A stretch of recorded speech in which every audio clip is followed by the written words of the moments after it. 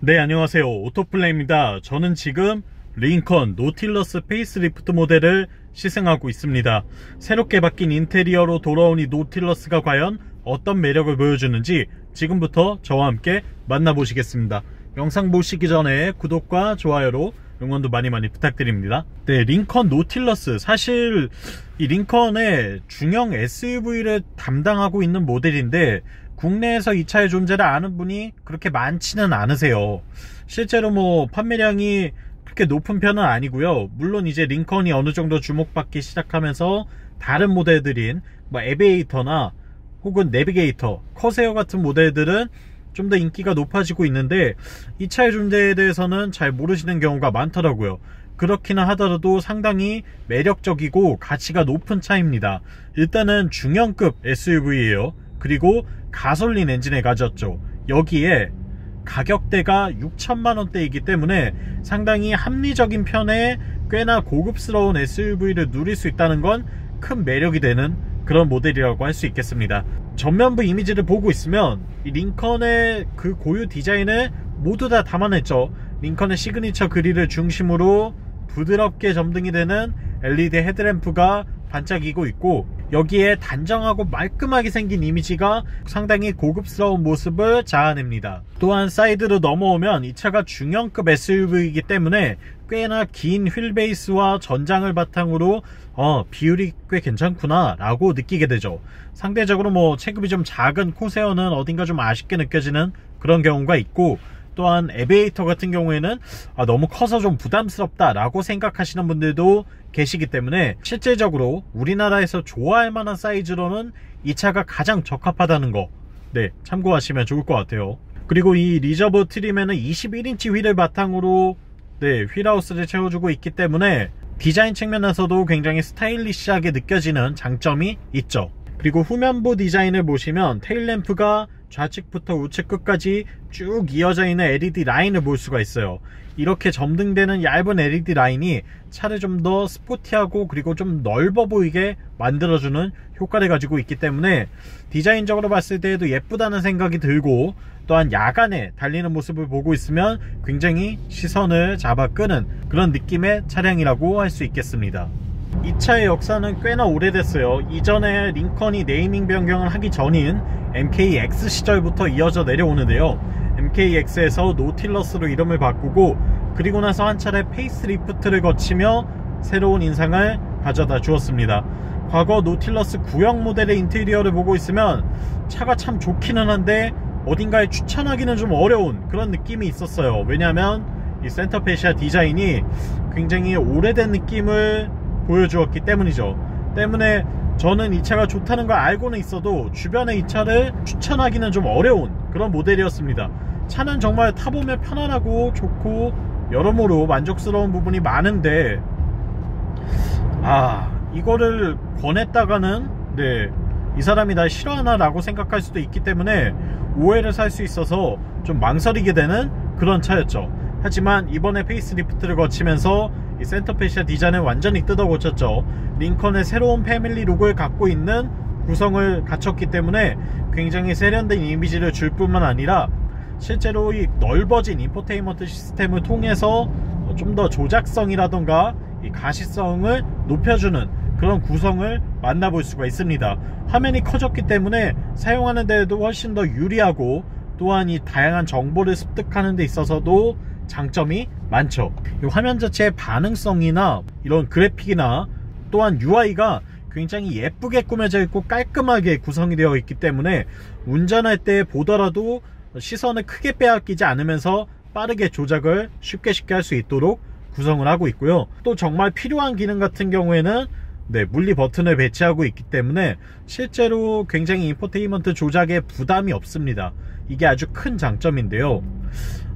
보기에는 그럴싸하게 생긴 차들도 많지만 막상 조작을 해보면 시선을 너무 많이 뺏기고 운전 중에 위험하게 되는 그런 경우인 차들이 많은데, 링컨 노틸러스는 적어도 그런 면에서는 꽤나 만족감을 전해준다는 거, 이게 큰 장점이 될 것 같아요. 그리고 내장재도 모두 다 고급스럽게 마감을 하고 있어요. 중형급 럭셔리 SUV이다 보니까 크롬뿐만 아니라 가죽과 하이그로시, 뭐 이런 금속 느낌이 나는 소재들을 골고루 사용하고 있고, 덕분에 이 차에 타 있으면 굉장히 심리적인 그 시각적인 만족감도 상당히 커지는 게 장점입니다.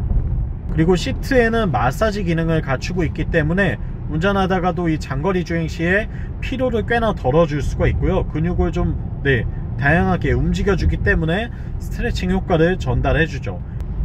여기에 레벨 울티마 오디오 시스템이 적용되어 있어서 이 소리 측면에서도 만족스러운 사운드를 경험할 수 있다는 거, 이것도 장점이 됩니다.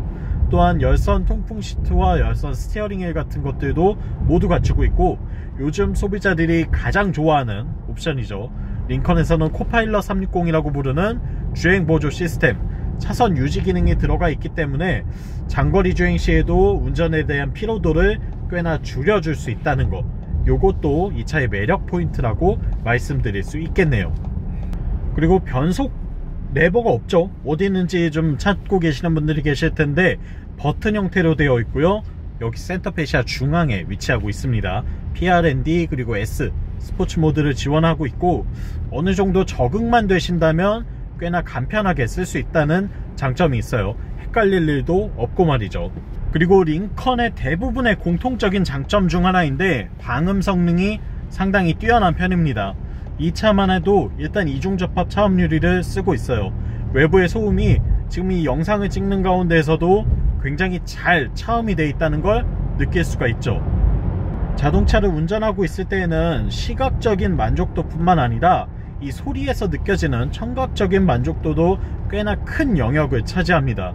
때문에 외부의 소음이 잘 차단되어 있다는 건 굉장히 큰 장점이 될 수 있고요.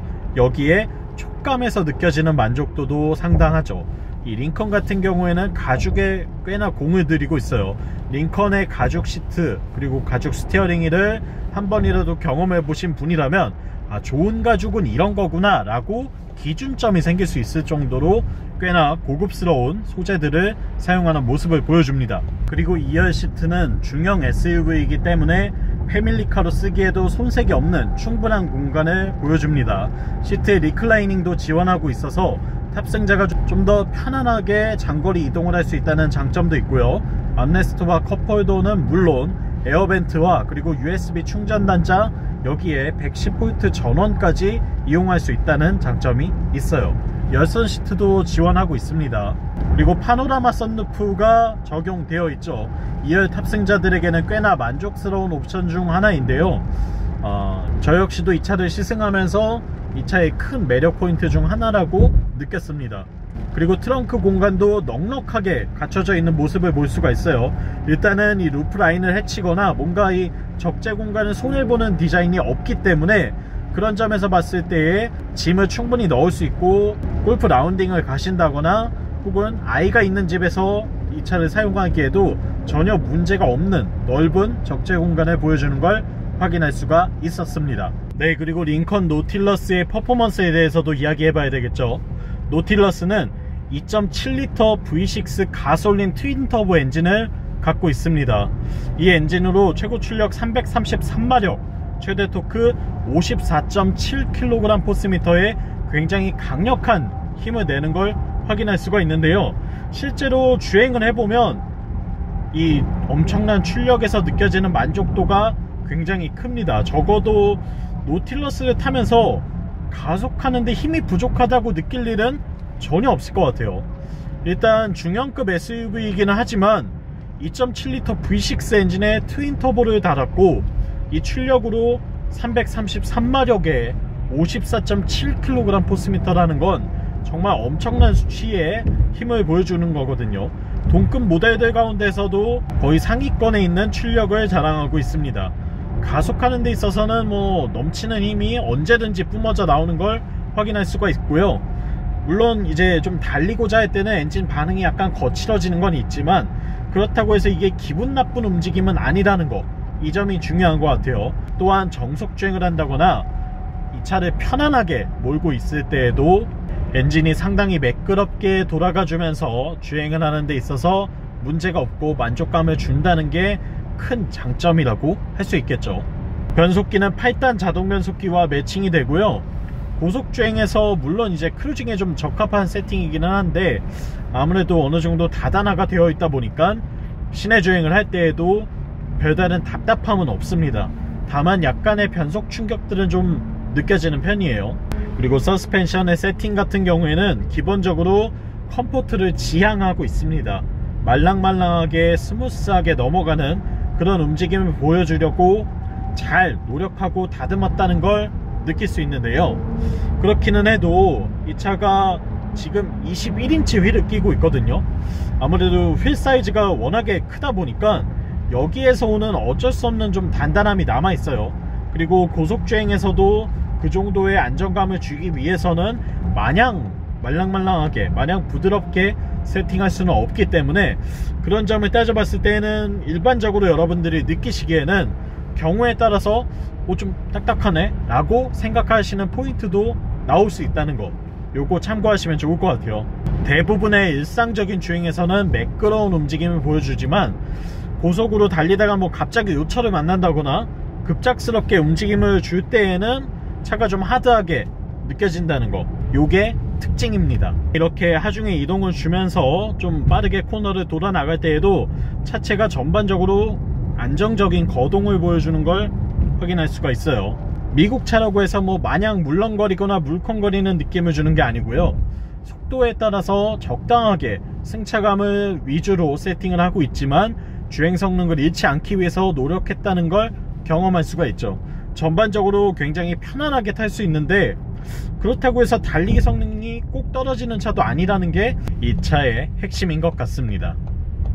휠 타이어 사이즈는 21인치 휠이 들어가 있는데요, 앞서 말씀드린 대로 어쩔 수 없이 약간은 좀 통통 튀는 느낌이 있어요. 승차감을 좀 더 좋게 만들고 싶다고 생각하신다면 아래 등급을 선택하시는 것도 괜찮지 않을까 라고 느껴집니다. 물론 옵션의 차이가 있을 수는 있지만 이 부분은 잘 고려해서 선택을 하시면 좋을 것 같네요. 또한 연비 같은 경우에는 지금 제가 편하게 타고 다녔고 시내 주행이 꽤나 많았습니다. 국도와 시내 주행 위주로 이 차를 시승했는데 제가 지금 기록하고 있는 평균 연비는 리터당 8km입니다.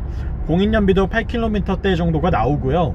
고속에서 뭐 정속 주행을 한다면 110 요 정도로 크루징을 할 때에는 한 연비가 11에서 12 정도 나오는 모습을 확인할 수가 있어요.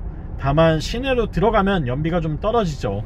그래서 일반적으로 복합 기준으로 여러 이 상황을 종합해서 측정을 해보면 아마 대부분 8km대의 연비를 경험하실 거고요.